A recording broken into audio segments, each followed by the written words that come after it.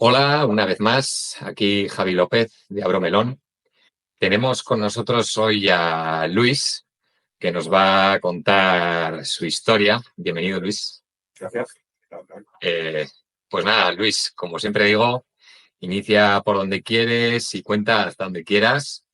Y nada, cuéntanos tu historia. ¿Cómo conociste el tema de las altas capacidades? Empieza por donde tú Sí, gustes. sí, sí, claro. Pues mira, yo la verdad que fue hace cosa de 4 o 5 meses que empecé a estudiar la carrera de psicología por pura curiosidad. Al final siempre me ha dado mucha intriga, que no es la palabra correcta, es como curiosidad, como la redundancia. ¿Cómo funciona la cabeza? ¿No? Porque siempre me ha fascinado un poco. Entonces, bueno, pues a raíz de hacer los exámenes, toda en la época de los exámenes, allá por enero.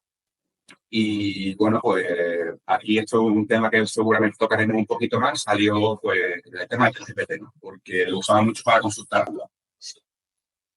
Te ¿Vale? entiendo. Yo soy un fan número uno. Exacto. Entonces, pues a lo mejor decía a ChatGPT, oye, mira, me parece que creo que he entendido algo de psicobiología, ¿no? Un tema ahora mismo no me viene a mente, pero creo que el sistema magnético puede funcionar así porque puede ser una especie de forma de aviso de cualquier tipo de situación así. Y claro, él lo afirmaba, lo confirmaba, yo profundizaba un poquito, llegaba a unas situaciones en las que la conversación se torcía un poco hacia lo filosófico, ¿no? Hacia lo existencial, lo profundo y tal. Y a mí siempre me ha gustado mucho eso. Entonces siempre he visto como una especie de característica mía, pero como un aspecto de la personalidad, como una especie de curiosidad innata que todos tenemos y tal, y yo pues me he permitido pues conservarlo un poco. Pero parece ser que según las conversaciones se hacían cada vez más extensas y más profundas y tal, pues yo le pregunté, porque claro, no terminaba casi con las conversaciones, podían seguir, ¿no? Y le pregunté, oye, ¿hasta qué punto este tipo de temas pueden ir? ¿Hasta qué profundidad? Y no acababa. Entonces, yo le pregunté si eso era común, ¿no? Si las conversaciones con la gente que tiene muchos GPT eran de este estilo, de esta corte, ¿no? De no terminar y profundizar hasta un punto en el que uno dice, joder, madre mía, ¿no? ¿Por qué no he visto esto antes? ¿Por qué no he hablado con nadie así? Y bueno, pues salió el tema este, ¿no? De que no era tan común como yo pensaba que era. Vale, aquí, bueno, ya lo hemos hablado, pero a mí me pasó lo mismo. Yo le pregunté una vez a ChatGPT, pero ¿la gente hace tantas preguntas como estas? Y me dijo lo mismo. Pues no, no es lo habitual. Exacto. Exacto. Entonces, pues ya me pregunté, yo siempre tengo la sospecha de que, y creo que es algo que nos pasa mucho, porque como tú también lo eres, ¿no? De que soy normal, de que todo el mundo es más o menos igual, ¿no? Digo, si yo por fuera soy como los demás, por dentro tengo que serlo también, como dice ver, ¿no? Usted ve la punta y ves que el otro tiene la punta igual, pues por dentro tienes que ser más o menos igual, ¿no? En plan, una especie de intuición que tú tienes. Pero luego también es verdad que digo, y si la gente tiene esa profundidad como yo, ¿por qué no se habla más? ¿Por qué no saben más con más frecuencia? ¿Por qué no? Porque para mí es muy fuerte. Como que una de las actividades que más me llena, por así decirlo, ¿no? Hablar de cosas en profundidad y decir, joder, ¿no? Con descubrir cosas y incluso tú quedarte mismo un poco. ¿Por qué crees? ¿Cuál era el pensamiento que tenías tú de por qué la gente no hablaba? Porque yo tengo una respuesta a eso, pero quiero saber la tuya. Vale, ok, me callo de la mía. Yo creo que es por parecer normal, o eso es lo que he pensado. Vale. Yo igual, yo me sentía, decía, bueno, aquí cada uno es de su padre y su madre, igual yo es que soy muy sensible y muy profundo y la gente pues no quiere hablar de estas cosas por no aburrir, porque cuando se habla de estas cosas a veces se crean como silencios Exacto, exacto. y yo decía, pues esto está claro que lo puedo hablar con dos personas y ya está, Claro. ¿sabes? Exactamente, exactamente. Yo me acuerdo hace poco, ya hace una tangente un poco breve, hace poco una cena de Navidad, que al final con los años va haciendo un poco de confianza porque ves la reacción de las personas, ¿no? Y vas como acumulando conocimiento sobre cómo reacciona la gente a este tipo de conversaciones. Pero solté un comentario sobre la mortalidad del infinito, un poco así, una cena de Navidad, que no viene a cuento, pero lo articulé bastante bien y tal, como en realidad no ya podemos, me gusta hablar de estos temas y no creo que venga ahora a cuento porque nos iríamos por las ramas, pero sobre la inmortalidad, sobre el infinito, sobre cómo, digamos, la propia mortalidad puede ser un poco una asunción errónea de nuestra percepción, ¿no? Es decir, tú el tiempo y cómo las probabilidades pueden ser determinantes de que nazcamos otra vez, ese tipo de cosas, ¿no? Lo articulo bastante mejor que ahora, de forma breve, y se creó un silencio, pero claro, fue como un poco incómodo, ¿no? Porque todo el mundo se quedó, no sabe qué decir, ¿no? Digo, coño, pero lo he dicho de una forma recientemente articulada como para que cale, ¿no? Y entonces hay cierto valor en este tipo de conversaciones. Lo que pasa es que la gente o no se atreve o no tiene la predisposición, o salvando, por supuesto, la distancia y sin querer parecer arrogante, la capacidad por algún motivo, ¿no? De articular las cosas así en este tipo de temas. Sí, Entonces, es como si fuera demasiado teórico. mm, Y tienes la sensación de decir, bueno, no lleva a ninguna parte, ya, pero eso, o pretendo llegar hasta el final, pretendo llegar a un argumento lógico coherente que me lleva a un exacto, punto en el que igual no hay salida, pero lo he llevado hasta el final. ¿Por qué no podría exacto, ser? Y la gente dice, joder, ¿cómo te complicas demasiado? Dices, exacto. Pero es que complicarte, claro, tú en un momento en el que estás teorizando, puedes llegar a unas conclusiones que las puedes, de cierta forma abstracta, atar a la vida práctica, ¿no? Como llevarla a la práctica y por lo menos, en cierto modo, porque cuando uno vive inconscientemente, por lo menos me pasa a mí, con el zumbido de fondo de que todo acaba, ¿no? Un poco, no estoy deprimido, ni mucho menos, ¿no? Pero al final uno siempre tiene ese memento mori ahí, ¿no? De forma aprendida o cultural o lo que sea, y lo tiene, aunque no lo parezca. Y cuando te llega este tipo de razonamiento y conclusiones, se te haría un poco sacarlo. Por lo menos a mí me pasa. Entonces creo que tiene una aplicación práctica que no todo el mundo sabe ver y es bastante útil. Entonces, mira, voy a poner un ejemplo de lo que a mí con 14 o 15 años, no recuerdo, salió la película Matrix, ¿vale? Que por supuesto me encantó. Vale, vi la primera y dije, joder, Matrix, qué interesante, que estamos viviendo una vida virtual. Y de hecho, cuando salió la 2 sí. pensaba que iba a ser un Matrix dentro de otro Matrix. Y le dije, creo que sí.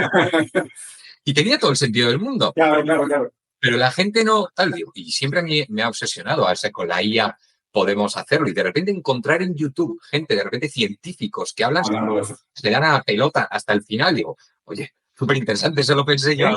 Eso es. Y de hecho, esto viene al tema porque el reconocimiento, la certificación de que uno tiene estas capacidades, le da esa legitimación de fondo, esa solidez a lo que tú piensas, ¿no? Muchas veces dicen, esto es una página instalada aquí, que te trepas de cojones, que la gente se ha quedado, pues diciendo, ¿qué estás haciendo que se ha dado? Pero quieras que no, ese reconocimiento como que te legitima un poco y de nuevo te daría esa carga, ¿no? De por qué pienso estas cosas, por qué la gente no lo hace con la frecuencia, con la importancia que yo le doy y con lo que se puede extrapolar a la vida práctica si de verdad te lo plantean. Y sí que ha supuesto un salto importante de calidad en mi vida por eso, porque me ha permitido, mira, antes lo comenté de nuevo hasta PPT. Como yo cuando me gusta mucho, yo paseo, tengo una guerra, la paso mucho por el parque 3 veces al día, en el McDonald's, pero bueno, ya digo mucho. Entonces, a veces cuando estoy paseando y tal, tengo muchas reflexiones profundas, ¿verdad? Es así, yo siempre he sido así y siempre he pensado que es semipatológico, ¿vale? O sea, al punto en el que uno dice, eh, estoy rayándome, esto es sobreanalizar, sobrepensar. La propia palabra implica un exceso de, ¿no? Una falta de equilibrio. Totalmente de acuerdo. Pienso demasiado. Exacto. Y parece ser que no tiene por qué ser así. Es que es probable que tenga una explicación, ¿no? Y claro, el diagnóstico, esto se lo apliqué ayer a ChatGPT, la forma en la que lo sea un poco poética, pero es cierta. Esos pensamientos de fondo tienen como una especie de tamiz oscuro, ¿no? Cuando uno piensa que se raya, es como, oye, ¿por qué estoy pensando esto? Sospechas constantemente de pensamiento, ¿no? Y una vez tienes este diagnóstico, hay una soltura, un alivio. Entonces creo que ha sido muy importante para mí por eso. Yo personalmente dejé de pensar que eran crisis existenciales para entender que simplemente están intentando dar respuestas más profundas a la realidad. Y por eso a veces soy tan idealista, porque como le doy tantas vueltas a temas existenciales, ¿no? Pues luego pretendo llevar una vida que no sea plana, ¿no? Intentar ser consciente de que me voy a morir, ¿sabes? No sé cómo decir. Sí, te entiendo.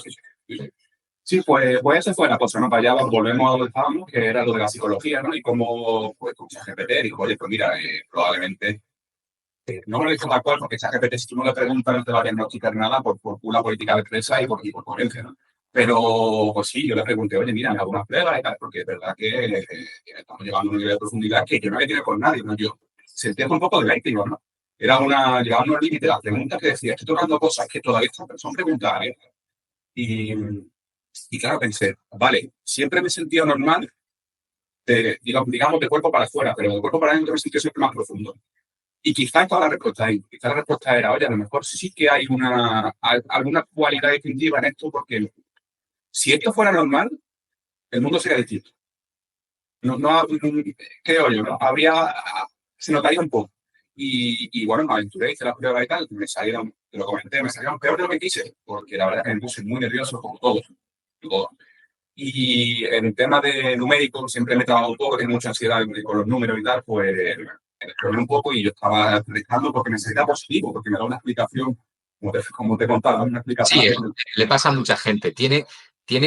Esta tiene que ser la respuesta y cuando empiezas a hacer el test dices, no puede ser que no sea, o sea, Eso no, es, no puedo fallar porque es que si no, eso, falle, me va a salir como que no soy, pero cuando sí soy, ¿sabes? Eso es eso. pasado, ¿sabes? Sí, Si sí. entras en un bucle que te sabotea y claro, pues, por suerte pasé, bueno, el corte, vale, ya llamando el corte, y me dijeron, me llamaron, Luis, tienes predotado y tal, y te comentó los resultados, y fui, y bueno, esto es un aspecto que te voy a comentar, pero que no estoy seguro de ello. Me dijo la evaluadora, sin otra prueba que el WISE, que era superación y TDAH. Mm. Entonces, yo nunca lo he pensado así. Yo creo que soy una persona muy normal, de hecho soy tranquilo, por lo menos definido así. Pero luego es verdad que de puertas para adentro, como te he comentado antes, mi cabeza es muy... no quiero sonar otra vez arrogante, pero es rápida, ¿vale? Es rápida y fluida. Entonces, como que eh, puede tener sentido que se disperse y en combinación con las capacidades, pues tiene pensamientos que profundos y son interesantes, creo yo. Y, y bueno, pues eso me ha supuesto esta nueva perspectiva de la vida. Ahora lo que falta ahí es completar ese diagnóstico de TDAH, pues tengo unas pruebas pendientes, a ver si es verdad, y ya pues integrar ese doble diagnóstico o no. Vale, sí, yo creo que es importante mencionar que lo que me comentaste, ¿vale? Que a partir de un WISE se sacó una conclusión de que se podía tener TDAH. Mi opinión al respecto, sin ser un experto, ¿vale? Es que a partir de un WISE detectar un TDAH solo con ese test es mucho decir. Creo que te tienen que hacer muchas más pruebas. Entonces, yo aquí abriría un pequeño paréntesis y creo que cuando hagan las pruebas sabremos más. Intentaré ponerlo en los comentarios o lo que fuera para ver si finalmente tenías TDAH Claro, o no, claro. pero yo creo que te tienen que hacer más pruebas. Y lo digo un poco también porque a quien le hagan otros test, si tiene dudas sobre lo que le han dicho como respuesta y él no se ve teniendo TDAH o no se ve teniendo TEA, pues eso también es importante. No solo es lo que diga el test, es experiencia vital. Correcto, correcto. Sí, sí, ahí podemos bailar un poco. Si te parece con la... ¿Quieres contarme con que yo estoy hablando mucho, como tú bien dices? Yo ya he hablado demasiado. Vale, vale, no, si quieres... Mira, me tengo curiosidad porque ¿cómo fue? Algo he escuchado ya de tu infancia con respecto a este diagnóstico tardío, ¿no? ¿Cómo lo llevas tú al pasado? ¿Cómo lo relacionas? Pues es difícil porque aquí se dan dos efectos, ¿no? Uno es el de reescribir tu historia y Eso. entender que ciertas cosas del pasado adquieren sentido, y eso es muy legítimo. Pero luego también está el miedo a empezar a explicar todo desde las altas capacidades. Eso también puede pasar. Dices, no, es que esto que me pasa era porque tenía altas capacidades. Y dices, bueno, vamos a ver. Sí, sí. Creo que puede ser, pero igual no. O sea, por ejemplo, si Sigue yo siendo un ser humano, ¿verdad? exactamente, sigo siendo un ser humano. Entonces, de repente es que todos mis problemas, es que cuando yo me sentía así era por, oye, bueno, no, ¿sabes? O sea, no todo lo explican las altas capacidades.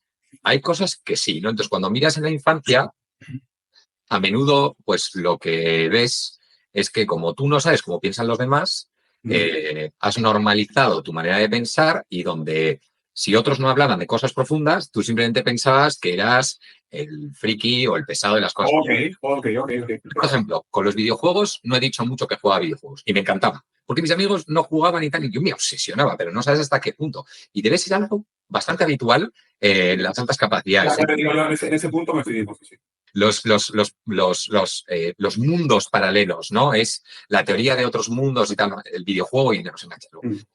Luego, por ejemplo, yo leía El Señor de los Anillos y había otro que también los leía, y más, alguna gente más, pero yo era como obsesivo, me los leí 3 o 4 veces con el Silmarillion y tengo un amigo que es superdotado, seguro, ¿sabes? O sea, no seguro, es que le hicieron las pruebas y que lo es, que también le gustaba mucho, pero yo entonces no lo sabía. Yo simplemente con él tenía afinidad. Entonces, todas estas cosas también decía, joder, tampoco puedo hablar mucho sobre esto, aunque me encante, porque no puedo ser el pesado que hable de esto, el que solo me gusta a mí, o la gente me dice, bueno, que sí, que muy bien, ¿sabes? Pero ¿por qué te obsesionas tanto, no? Entonces, este tipo de cosas las normalizas, piensas que cada uno es de su padre y de su madre. O yo cuando sumaba rápido o multiplicaba rápido en el colegio, pues no me sentía tan especial. No puedes conectar por ahí, ¿no? Con ese tipo de habilidades. Claro, había otro que qué memoria tiene este y qué bien lee. Claro. Sí, da como una característica más. Como lo que yo le he comentado de la personalidad, ¿no? Mi curiosidad siempre ha sido un aspecto de mi personalidad preferencial, ¿no? Total, eso es. No tiene por qué. Claro, yo de pequeño lo he identificado. La forma en la que lo puedo hilar es que siempre he sido muy sensible. Yo recuerdo ser pequeño, tener 5 o 6 años, y eso se me quedó grabado un poco de mi primera memoria. Nosotros estábamos en primero de primaria y había gente todavía que estaba en preescolar. Entonces, para ir al patio pasamos por preescolar. Entonces, estaba en la clase y era tercero. Pasamos por preescolar y uno de los niños que todavía con el tiempo, yo sé que en el colegio él también, y yo lo veía crecer y tal, yo nunca le dije nada, pero esto ni idea que tiene aquí. Vale. Pero claro, me encontré, ¿no? Y mientras íbamos al patio, no sé, yo me quedé mirando al chico porque me daba la atención, no sé por qué. Y una amiga me dio un abrazo, sí. Me abrazó, me cogió fuerte, yo lo vi así, chiquitito, tal, y le miré el zapato, era muy curioso, ¿no? Y le miré la herida y tal, y como que esa imagen se quedó grabada en mí, y ahora cada vez que veo un zapato con herida me da tanta ternura que me da ganas de llorar. Entonces me da vergüenza contar esto, porque creo que no me ha contado, pero es algo que me pasaba mucho, ¿no? Como que es un hecho, un acto, que no tiene más trascendencia, es un abrazo y tal, pero a mí, mi cuerpo se hacía con mucha sensibilidad, era como muy, joder, ¿por qué me dedico tanto? ¿No? Y esto con el tiempo uno aprende a gustar un poco, y incluido los pensamientos profundos, tipo al final profundidad, y profundidad yo creo que es una especie de, podemos hablar si quieres de cómo experimentas tu pensamiento, ¿no? Es una especie de, quizás es muy frío decirlo así, pero de detección de patrones, de principios fundamentales en todo, incluso en gestos cotidianos. Y ese abrazo pues me llenó tanto que Además, no sabes ni muy bien por qué. exacto. Probablemente eso te hace pensar, jo, ¿qué fue? Sin palabras se dijeron tantas cosas. Sí. Sí, ¿no? Sí, Sí, te entiendo. quizá con el tiempo uno aprende a articularlo, ¿no? Y creo que esa profundidad de pensamiento está relacionada con esa sensibilidad, porque es lo que tú dices, no sabes expresar, pero con el tiempo adquieres herramientas, adquieres palabras, conceptos, y, y empieza a dar un poco cabros, ¿no? A decir, claro, quizás que el mundo es más profundo de lo que parece, como tú bien dices, ¿no? Y si uno está aquí, más vale exprimirlo. Yo creo que si uno tiene esa profundidad de pensamiento, puede ver más cosas o más matices que si no. Y aquí no quiero hacer una distinción entre la gente que es profunda y la que no, porque es un poco elitista y es fuera de aquí, no creo. Pero si lo tienen, yo creo que hay que aprovecharlo, porque estos momentos de conversaciones profundas que yo te digo, estas conversaciones en la vida que tuve con mi familia y tal, no son normales, no son habituales, y la gente no se olvida.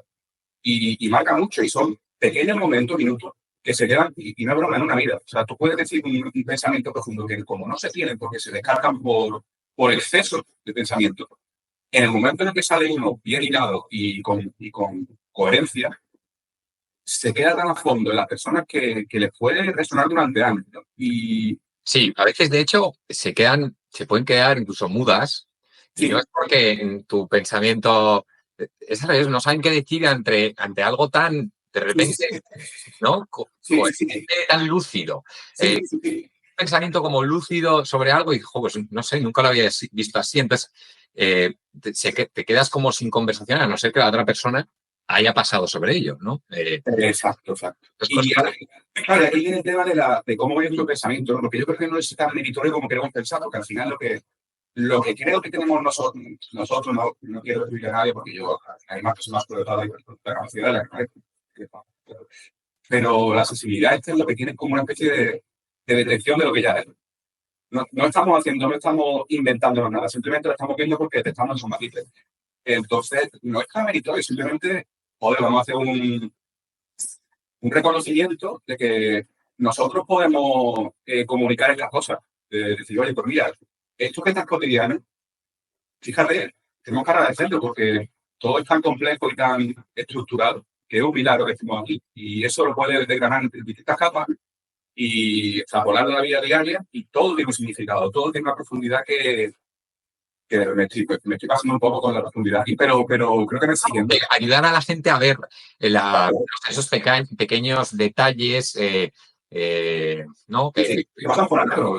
Sí. Y que uno está siempre en un vaso de agua, ¿no? Que esto no lo puedes pensar todo el rato porque no vive, está en el sofá y que toque nadie, todo, no. Pero sí que de vez en cuando estás estresado, cuando la cotidianidad la sobre, ¿no? Te bebe un vaso de agua y a veces a mí, por ejemplo, supongo que a ti también te pasará, seguro, que supongo que sí, vaya. Tienes unos pensamientos que dices, coño, ¿qué estoy pensando en esto? Porque ahora pienso yo la funcionalidad del agua en mi cuerpo y cómo todo es una maravilla. Pero también añade riqueza y yo creo que eso es algo muy importante. Entonces, el hecho de que haya descubierto que no es no sé si la palabra, voy a cambiar la palabra, es decir, mental, es una gimnasia mental, ¿vale? Pues no realmente, o sea, no es una fabricación imaginativa muy compleja para satisfacer mi ego, es que puede ser algo con sentido, algo bonito, ¿no? No, el tema es que lo sientes, yo muchas veces te lo callas porque lo sientes tan profundo, lo puedes sentir ridículo, darle tantas vueltas a algo tan pequeño o algo así, es que me pongo a contar esto y me deciré, tío, o sea, claro, tranquila. Hay que saber con quién hablar de eso, ¿no? O sea, esa es la sensación de conectar y decir, joder, hay otro loco por ahí que le cuento esto y le interesa, ¿sabes? Esa profundidad que le he dado y ver a dónde quiero llegar. Igual luego no está de acuerdo conmigo, pero entiende el proceso.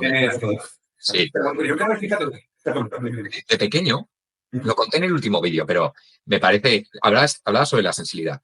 Yo, sobre la sensibilidad y sentirme un poco solo. Por ejemplo, yo vi La Bella y la Bestia y yo veía a Gastón, que quería salvar a la Bella, y que sí, que era un chulo, que era el malo, luego el que mata a la bestia.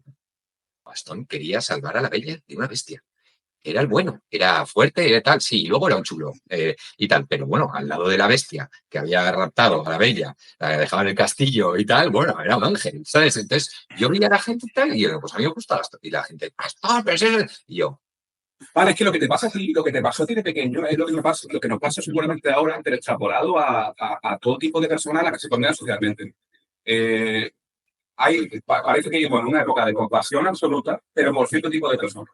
Hay muchas causas subyacentes. Y si una persona la ha hecho, es porque algo la ha llevado ahí. ¿Vale? Podemos analizar esto en un debate sobre el libre albedrío, de técnico, lo que quieras. Buah, me parece súper interesante. Es que esto a mí me han dicho que justifico a todo el mundo. Claro, hay más cosas, ¿no?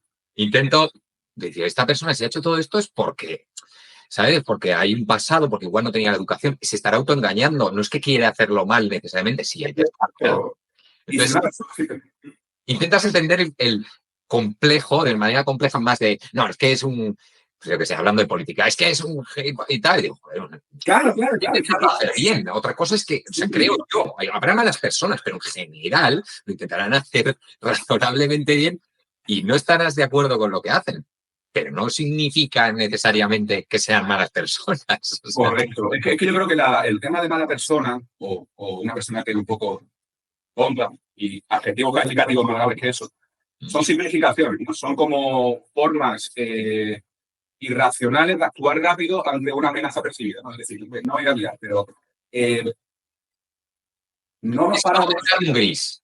La gente es no aceptar un gris. Para mí la gente necesita síes y noes. Respuestas sencillas pero la mayoría de las cosas, yo, por ejemplo, soy una persona amante de los grises y sí, a veces me quedo en la duda eterna, pero es que las cosas no son blancas o negras, ¿sabes? O sea, hace poco, a raíz de todo esto, ¿no? He descubierto el otro nombre, algo que siempre me ha pasado, que es la metacognición. ¿Vale? Que es que yo siempre he sentido que soy como un pilotito, un circulito, en una especie de concho de vehículo que miro desde una cristalera. Entonces, para mí, digamos que mi yo real, mi funcionamiento está como en un punto central de mi cabeza y estoy manejando muchas cositas fuera. Como una especie de doble caja, por así decirlo. ¿Te acuerdas de los Power Rangers? Sí. Cuando hacían el Megazord, la estructura esta. Pues yo estaba dentro pilotándolo, pues para mí yo soy así, ¿no? Yo tengo un pilotito dentro que está constantemente como analizando todo y tal, y una capa secundaria que analiza e interactúa con el mundo un poco. Yo siempre lo he visto como una gimnasia mental, ¿no? Porque estoy a día. Y bueno, tengo un amigo que también sospecho que tiene, que es como yo, que tiene conocido y tal, y también le ha pasado. Y él lo describía como una especie de división por mitades del cerebro, ¿no? Yo tengo una mitad que digamos que soy yo y una mitad que es la interfaz de actuación con el mundo, ¿vale? Como el filtro que procesa todo para que el yo lo gestione de mejor forma. Y de repente, pues he descubierto que se llama metacognición. Es la cognición sobre la cognición o el pensamiento sobre el pensamiento. Y resulta que no es tan común como yo creía. Yo siempre he pensado que es común, que todo el mundo quiere saber esta cognición, ese doble procesamiento, o como quiere llamarlo. Pero parece que es característica común de gente que tiene este tipo de situación como tú. Bueno, parece que está bastante relacionado con el camuflaje o el enmascaramiento, ¿no? O sea, a ver, yo, si entiendo bien lo que dices, tienes como una parte de tu cabeza que está todo el rato como dentro de sí misma, está analizando lo que pasa, y otra cosa es la respuesta que das. Y a veces, a mí me pasa mucho que la respuesta que doy no tiene tanto que ver con lo que yo verdaderamente haría, sino con la respuesta que se espera o que la otra persona... Exacto. Y yo creo que eso va por ahí, ¿no? Es como una especie Doble filtro. de doble filtro y de autocensura y de defraudar. Yo me defraudo un poco cuando me pasa, es como, no estoy siendo yo realmente, estoy haciendo tipo de una capa impostada que es muy bonita, ¿eh? Porque como me pasa con yo socialmente soy una persona normal, yo no soy una persona funcional para nada, pero sí que esa diferencia creo que está por dentro. Te desdibujas. El tema es que puede ser que te desdibujes un poco. Y el tema es que se puede hacer de manera tan automática, como siempre lo has hecho, siempre has pensado que todo el mundo piensa igual, que todo el mundo dice las cosas que dice, tú al final eres de esa manera y no te permites pues ser más friki o cosas así. Pero también porque si te vuelves así, tampoco encajarías. Y hay un equilibrio razonable entre ser tú mismo y estar en el mundo con los demás. O sea... Vale, y pienso yo, una pregunta que te lanzo. ¿Tú crees que merece la pena? O sea, ¿tú crees que realmente la parte automatizada, funcional, es más real que la parte que está detrás dictando eso, ese comportamiento? A ver, somos seres sociales. Eso, hay cosas que no se pueden negar, ¿no? Somos seres sociales. Entonces, si tú quieres estar en sociedad, te adaptas a ella y aunque no todo te guste, ¿no? Por el bien, pues, como la democracia. Pues existe la democracia, pues es la mejor forma de gobernar, pues no lo sé, pero desde luego es la que mejor que tenemos hasta ahora y habrá que, ¿no? Hay que ser un poco práctico en el sentido de que, pues ese es el mundo en el que vives. Por otra parte, es peligroso perder la esencia. Yo, por ejemplo, me estoy dando cuenta, mirando un poco hacia atrás, que hay ciertas cosas que sí que he perdido la esencia y no te das cuenta porque es, yo suelo decir que esto es como, ¿sabes la fábula de la rana en la olla? ¿La conoces? Sí, que va subiendo la temperatura hasta que no te das cuenta y... Bueno, para quien no lo sepa, si tú metes a una rana en una olla y vas calentando el agua, la rana, por cómo funciona su sistema nervioso, no se da cuenta que se está calentando y hasta que se pone a hervir y se muere, ¿no? Pero la rana no ha sufrido, no se ha dado cuenta.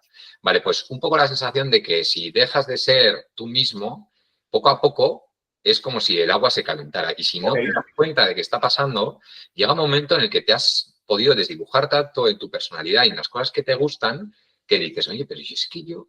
Eso es como que se mete en un papel, ¿no? Es como que se mete en un papel de actuación y le come el personaje a la persona. Inconscientemente es como, joder, pues si yo soy más friki, o realmente estoy mirando en mí lo que quiero hacer yo, o estoy intentando, es que el estándar o lo que espera esta persona de mí o la gente de mí, esta es mi personalidad, entonces tengo que encajar aquí, entonces es muy difícil salir de ahí. A veces, por ejemplo, salir de casa cuando eres joven ayuda, porque puedes volver a ser totalmente diferente. En cambio, si todo el mundo te ha conocido de una manera, es muy difícil empezar a hacer cosas diferentes, igual no sentir vergüenza, que la gente te diga, pero ¿qué haces? O si tú nunca has sido así, o es más difícil cambiar, ¿no? Eso me pasó en la universidad, por ejemplo. Vale, explícame un poco eso, porque creo que vas por donde pienso yo. Sí, o sea, yo, por ejemplo, volví de la universidad y volví a casa, porque estudiaba fuera, y volví y me dijeron, Javi, pero que tú esto, ¿sabes? Tú no eras así o tal, y yo, no sé, yo siempre he sido así. Lo que pasa es que aquí no podía ser así, porque la gente donde vivo yo, pues me veía de esta manera y yo soy de esta manera. Pero cuando me he ido fuera, he tenido la oportunidad de que... de empezar de cero, eso es. Entonces es más fácil cambiar, Claro, porque no tienes el estigma de que es que eres así, ¿no? claro, es una clase, sí, sí. Sí, es un anclaje total, muy bien definido. Es un anclaje a tu personalidad y entonces cuando te vas fuera es más fácil. Esto es como lo de la sensibilidad. Yo en mi casa,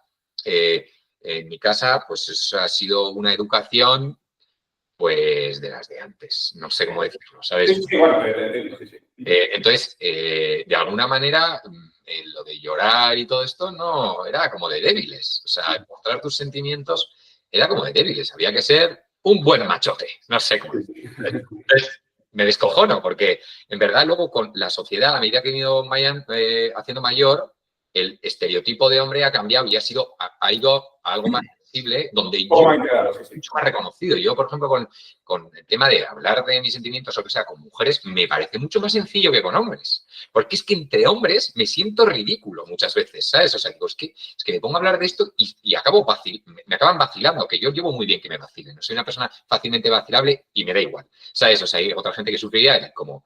Por otra parte, digo, mira, tú lo que pasa es que eres un burro o lo que sea, pues no sé, me río de ello. Hay un componente perdón que te interrumpa, de ingenuidad, pero positiva yo creo que en personas como nosotros, porque creo que valoramos mucho la autenticidad.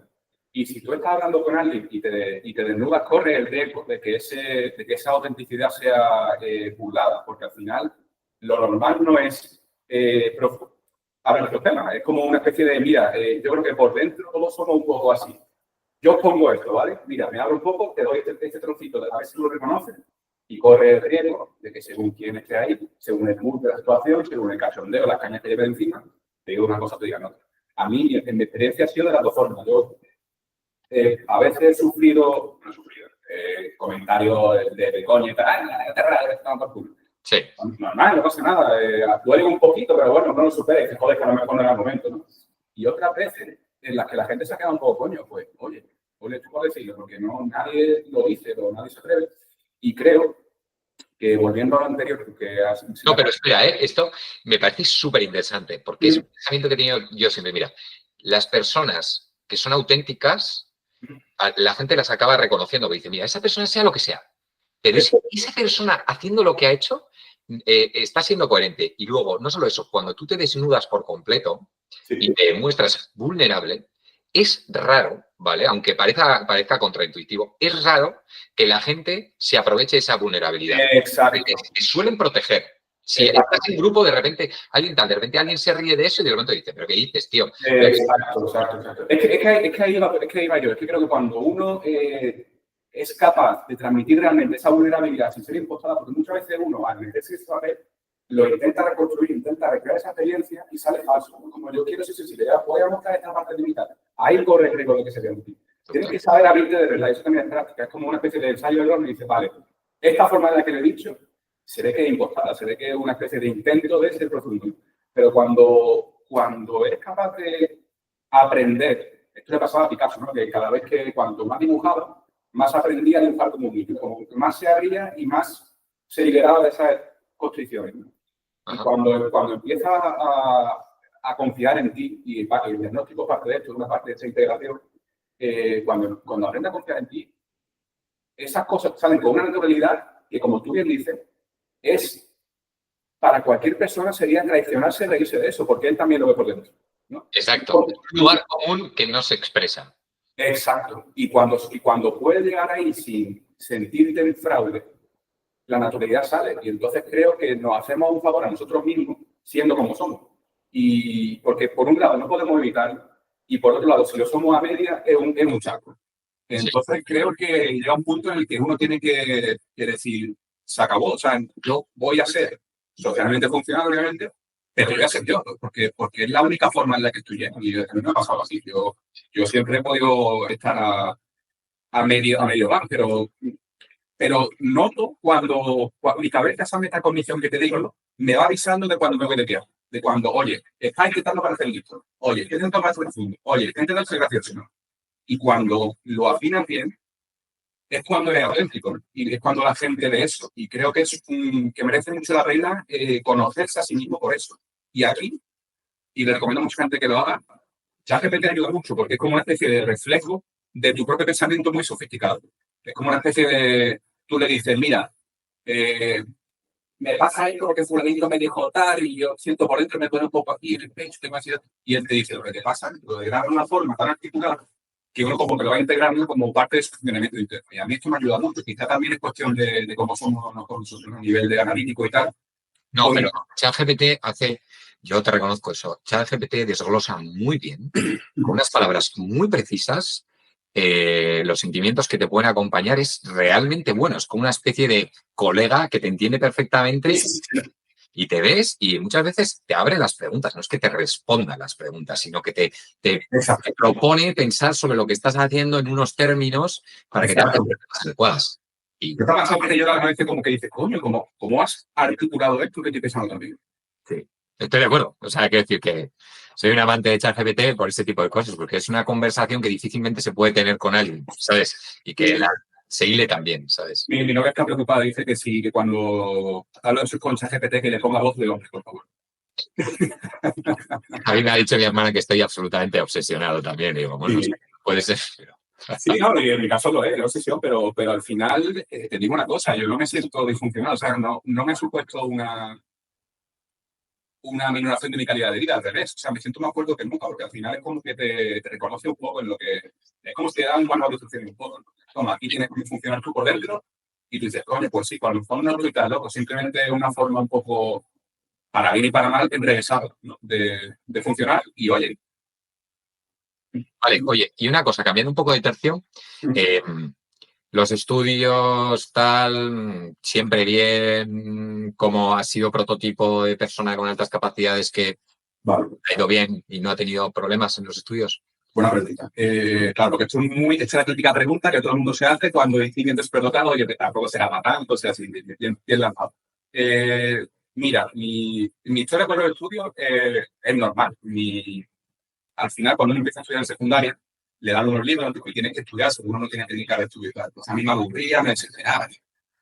Mi padre me cogió un día y me dijo, la que no te sepas esto, no te levantas de la silla. Me cogió y me dice, toma, me pone el libro ahí. Yo me miraba la página, el tema, me lo repasaba, ¿verdad? Y se levantaba y me decía, viste, digo, porque antes la educación era muy literal, era memorización y cambio un ¿vale? Pues mi padre me infundió, ¿vale? Con buena mano ahí en lectura, de esa técnica de estudio. Y gracias a eso me saqué las oposiciones, porque al final eso es lo que... Pero bueno. ¿Oposiciones aquí? La escala, la antigua Vega 2, cuerpo especial, que es, bueno, son unas pruebas bastante complicadas porque hay mucha competencia, el trabajo tiene buenas condiciones. Entonces, bueno. Y la cuestión es que eso, a mí se me quedó esa técnica de estudio, ¿no? Al final era obsesivo, era fatal. Yo me acuerdo en Derecho, cuando llegué a la carrera, agotador, porque uno repetía constantemente la misma frase en la cabeza hasta que, imagínate que un tema tiene 15 páginas. Si te equivocas en la página 5, vuelve al principio. Tienes las 5 páginas y voy a la final. Te equivocas en la 7, vuelve al principio. Mira, eso es horrible para la salud mental, estoy seguro. Eso es la puerta de entrada un toque, pero bueno, al margen de eso. Claro, esa fue mi técnica de estudio, como estar todo a pie de letra. Y las cosas prácticas, como las matemáticas, la física y tal, como yo era de ciencia, la dejaba un poco de lado, porque yo siempre soy un poco desordenado, la letra tenía muy mala, he sido un poco caótico, bajo el problema, ponía aquí una recta y ponía en la página, aquí me acontece, y digo, coño, ¿dónde está? Aquí está. Me suena, lo de mala letra y ser desordenado me suena. Ahora ya no tanto. Sí, total, creo que eso es algo que conmigo. Y entonces mi autopercepción siempre ha sido una persona estudiosa, porque me motivaba mucho, pero no destacaba en matemática tal, que luego es verdad que cuando me salía una enriquece me salía en matemática, lo hacía bien y digo, coño, mira, no soy tan mágica. Pero soy una persona de notable. Pero luego en la carrera, ahora que estoy viendo cómo soy y tal, soy mucho más eficiente, estoy estudiando, entendiendo las cosas, me hago un esquema, cojo un libro de 200 páginas, la resumo de verdad en 20 páginas, me entro 3 veces y la pruebo a la asignatura, pero porque estoy entendiendo y estoy integrando los conocimientos.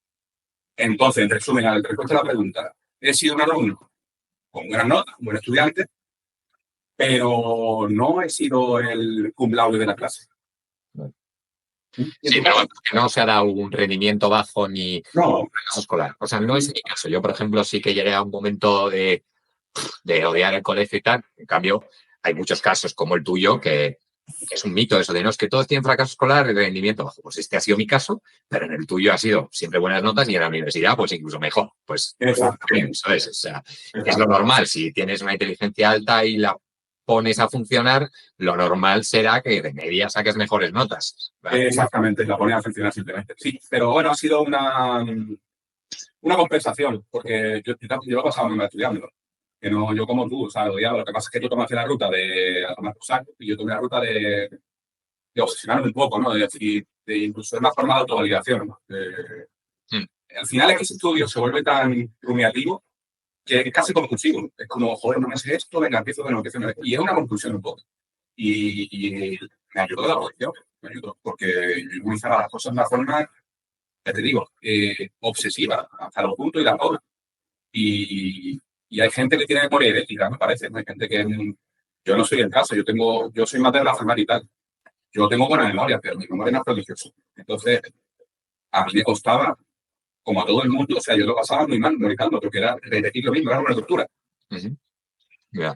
Y vale, y volviendo un poco a tus padres y tal, ¿tuviste algún tipo de precocidad de pequeño? ¿Vieron algo que te hayan dicho, aunque sea a posteriori, ¿no? Porque en su día seguro que no te dijeron nada, o igual sí, pero a posteriori te dijeron algo.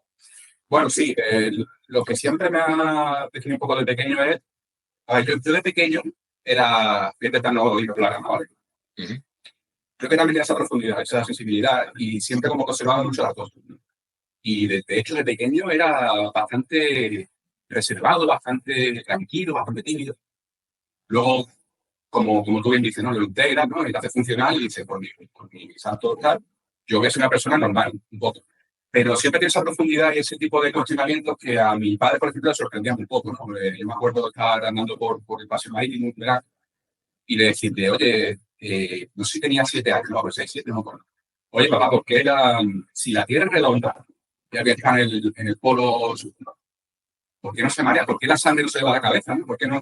Y él me decía, no, por la gravedad y tal. Y le digo, pero vamos a ver, por la gravedad. ¿Y qué significa eso? Tú sigues estando boca abajo, tú sigues estando así, la sangre te va a la cabeza, ¿no? No, es la gravedad. Y claro, ¿ves? Yo creo que a posteriori, ¿no? Me di cuenta de que él no lo sabía, es una respuesta adquirida, ¿no? Como lo pasó el conocimiento es una respuesta adquirida. Pero este tipo de intersecciones en las que te piensas o te planteas lo que es la gravedad es lo que define la inteligencia un poco. Pues sí, o sea, yo he hecho esa pregunta o he explicado lo que es, básicamente diciendo, básicamente es como un imán gigante, tú sientes los pies pegados y la sangre también se te pega y tienes la sensación de Eso es, ¿no? O sea, eso es. y esto, claro, cuando yo se lo explicaba a mi hijo y se lo explicaba así, pues era fácil, o sea, más fácil de tener. También mi hijo tiene otras capacidades, pero era como fácil de tener. Le explico el sonido que viene y tal, no sé qué, y digo, joder, pues que a mí nunca me lo han explicado. Realmente es mucho más fácil de entender explicado como yo lo estaba explicando. Que no. La verdad. Niño, cállate y cómete las patatas, la verdad. La gravedad, bueno, la gravedad, pero ¿por qué? No, pero no acabas de entender bien. Entonces tú pones ejemplos o cómo funciona o evitar o tal. Claro, digo, mira, intenta irte corriendo para ahí, te voy a coger del brazo, aquí no puedes. Pues eso es lo que... Exacto. Pues mira, claro, la respuesta a la que llegué en ese momento yo tampoco era de repente tuve como un eureka así, un poco un mini eureka, tampoco me iba a explicar, ¿no? Pues era porque, como tú bien dices, ¿no? Tú hablas ahora vamos por ahí, pero era que realmente no había arriba y abajo. ¿Vale? Es una especie de proyección de mapa común, ¿no? Que uno se aleja de la Tierra y pone aquí Europa, pone aquí, pero realmente el espacio es igualmente extenso por todas las direcciones. Coño, es que no hay arriba. Ah, vale, ya está, papá. Y el vale, muy bien, tranquilo. Sí que has entendido. Pero luego está la segunda, me acordé de esto a los muchos años, como ahora, y es lo que tú dices, es el equilibrio depende de una serie de líquidos que tenemos a la altura del oído, ¿no? Y ese líquido también se pega a la Tierra. Entonces, como que el equilibrio depende también de la gravedad por el líquido que tenemos en el oído que hace que nos sintamos en equilibrio. Pero claro, eso no te lo explica. Entonces, ya resumiendo, lo que me ha definido un poco siempre ha sido eso, ¿no? Cuestionar conceptos que te dan empaquetados y que nadie les empaqueta. Y tú dices, bueno, coño, aquí me hago más, no puede ser todo tan simple. Y uno se da cuenta conforme crece.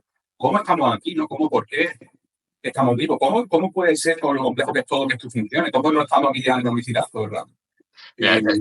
Bueno, yo, mira, ayer o anteayer estaba viendo una película, la de Buzz Lightyear, la nueva que sacaron hace poco, que hacen viajes en el tiempo, entra la teoría de la relatividad, bueno, toda la historia. Entonces, los niños con los que estaban no entendía ninguno porque se había encontrado con el padre en el futuro, bueno, en fin. Y les empecé a explicar todas estas cosas y realmente no es que no entiendan, es que nadie se los ha explicado. Eso es. Porque empecé a contarlo y, entonces, claro. ¿Qué? Hombre, evidentemente no entendían todo, ¿sabes? Pero vaya, que entendieron mucho más de lo que...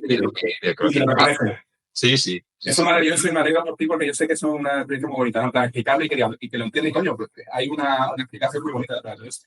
Y lo que me ha pasado a mí, que no sé si a ti también, que es una pregunta que te lanzo, es que cuando uno va adquiriendo conocimiento, va haciéndose más incrédulo. Va, como si uno tiene una perspectiva científica y de interrogarse las cosas, va desmontando mitos, va, digamos que deshaciéndose un poco de religión o del pensamiento holístico, ¿no? Pero llega un punto en el que la tendencia se revierte, ¿no? Y pasa como una especie de cuello de botella y empiezas otra vez a creer en cosas que dices, oye, pues a lo mejor no es tanta tontería, ¿no? Por ejemplo, lo que dice por la guía de los viajes en el tiempo y tal, cuando uno realmente es consciente de la complejidad de todo, se te plantea una serie de variables que tú dices, es que todo es posible. Y eso es bonito también, ¿verdad? Sí, a ver, yo pensaba que ibas a ir, bueno, ahora te respondo, sí, efectivamente, vale. O sea, todo se puede. Yo soy de los que dicen, no, es que el transporte no existe, nunca va a poder existir yo. Joder, pues espérate que...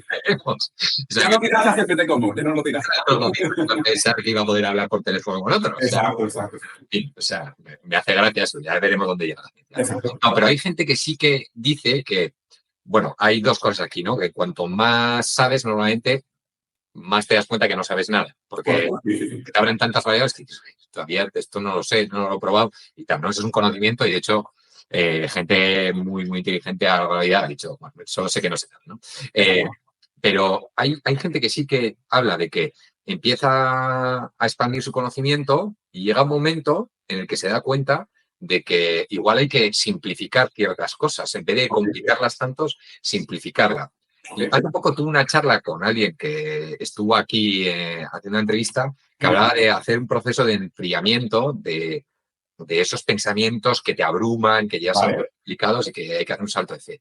Y la verdad me encantó cómo lo exponía, porque al final todo se puede complicar, al final la duda está ahí y hay una especie de salto de fe, ¿no? Entonces hay que evitar que eso te abrume. Y luego hay que intentar, a falta de respuestas, vivir de una manera que tenga sentido, aunque no haya respuestas. Es decir, lo único que te queda es la elección. La libertad está en la elección de tomar el camino que tú quieras. Igual no sabes, voy a ponerlo con un ejemplo, igual hay Dios o no hay Dios, ¿no? Pues dices, bueno, ¿y qué elijo? ¿No? O no sé si hay Dios, pero ¿qué elijo? Con todo esto, ¿cómo elijo vivir? Bueno, pues decide, pues lo único que te queda es decidir, porque no vas a tener la respuesta definitiva, por lo menos yo creo que el agnosticismo tendría que estar ahí, ¿no? Entonces, digo, si no lo sabes o tal, pues bueno, simplemente elige. O sea, tienes que hacer algo con tu vida que tenga sentido, ¿sabes? Haya o no Dios, ¿sabes? O sea, tienes que dejar de que eso te deje de generar, que tire de abajo. Correcto un poco, sí. Mira, pero tengo una intersección aquí, un paréntesis, porque leí hace poco en algo de teoría evolutiva, pues no recuerdo ni de quién era, pero de que parece ser que el ser humano, de forma, aprovechando el instinto tribal, se secciona siempre en dos polos opuestos de opinión. Y es una forma eficiente de ver los aspectos positivos de cada uno sin tener que profundizar demasiado. Es una forma de ahorrar energía. Entonces, al final, de esa batalla genérica de ideas sale un resultado. Es la tendencia final, por ejemplo. ¿Vale?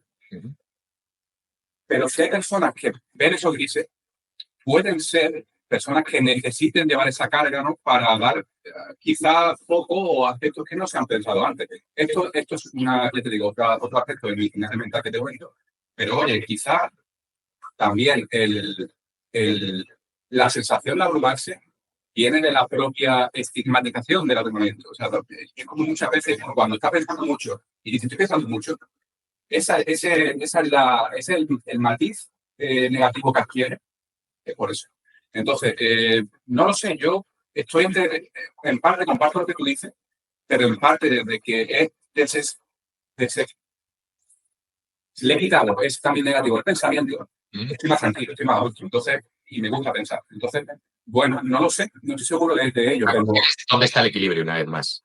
¿Qué es demasiado? qué es demasiado pensar y qué no es demasiado. O sea, yo estoy de acuerdo en que me encanta estar con esas ideas en la cabeza, me gusta por muy complicados que sean, pero a veces Sí, totalmente. ponerle hasta aquí, ¿sabes? Además, tú tienes familia, te lo quedas en el sofá pensando en el sentido de porque es una croqueta de redonda. O sea, bueno, es que no puede hacer, no puedo hacer. Hay que hacer así, hay que ser, al final hay que buscar un equilibrio. Sí. Vale. Vale, no sé si nos queda así alguna cosa más de la que quieras hablar. No, yo la verdad que hemos tocado, si quieres preguntarme algo, pero hemos tocado cosas muy, muy interesantes. La verdad que sí, todo lo que más o menos tenía en mente te lo he dicho y creo que tú también. Pero dime. No, nada, yo me quedo antes con una cosa que me está viniendo ahora a la cabeza, que es que hace poco hice un artículo en el blog sobre los personajes secundarios. Me pregunté por qué me gustaban tanto los personajes secundarios a mí. Y esto puede ser simplemente que yo sea así. Pero si a mí, yo leía Asterix y Obelix, a mí me gustaba Obelix. Y Ay, entonces igual. muy serio, o sí, el héroe y tal, pero a menudo Obelix tenía un papel muy importante, tal, o me da igual, con Frodo y Sam. Pues Sam en el Señor de los Anillos es Perdón que te interrumpa. ¿Sabes con qué me pasaba a mí? un pie. Con los hermanos Mario y Luigi.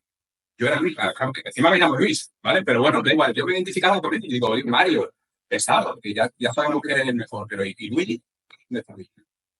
Sí, Luigi, efectivamente, da igual. Yo muchas veces, igual es porque tengo un hermano mayor y siempre he sido el player 2.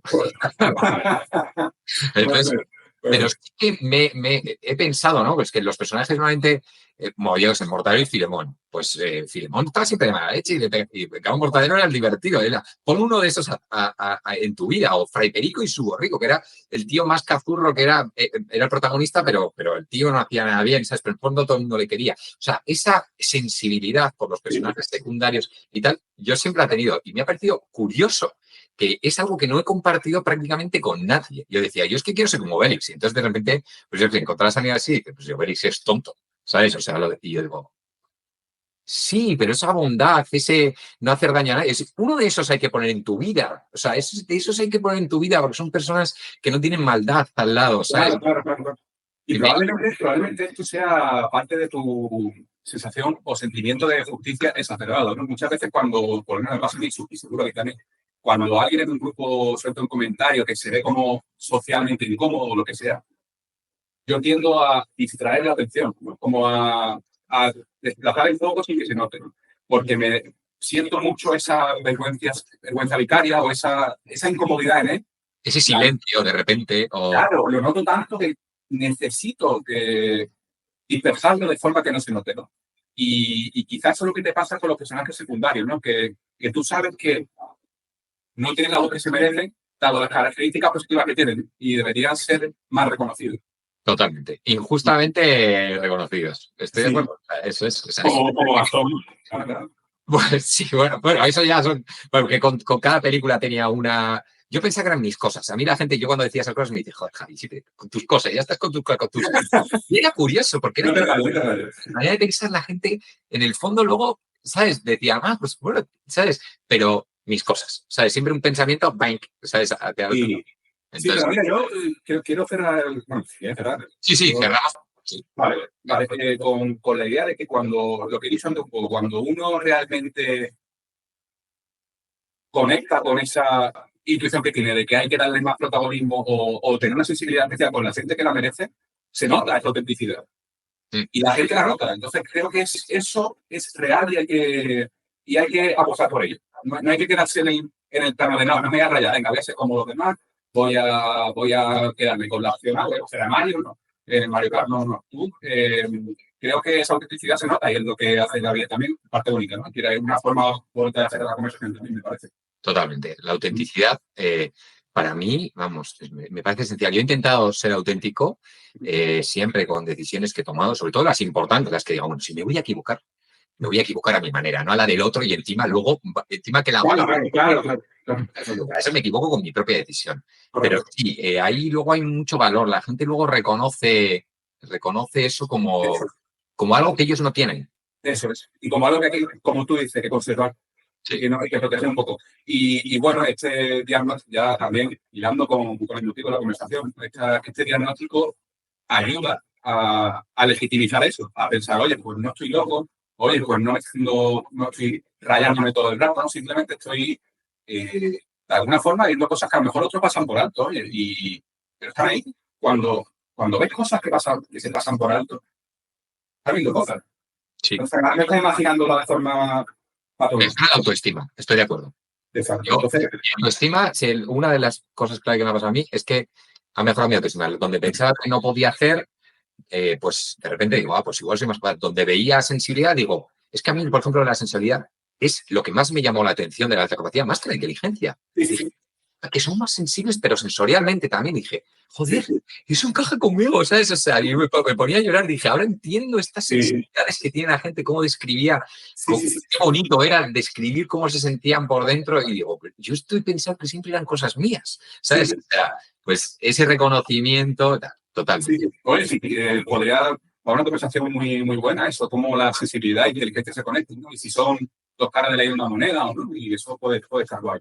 Javier Recuenco, no sé si sabes qué es, Javier Recuenco, que fue expresidente de Mensa, fue una de las características que más tuvo en cuenta en uno de sus vídeos. Decía, no, es que somos claramente mucho más sensibles. Yo es que lloro por todo. Empezaba a decir yo, no me creo que alguien tan importante como esta persona esté llorando a moco tendido, hablando de sus altas capacidades. Digo, es que esto es auténtico, esto es lo que yo pensaba, que todo el mundo se mostraba duro, gente así. Digo, sí.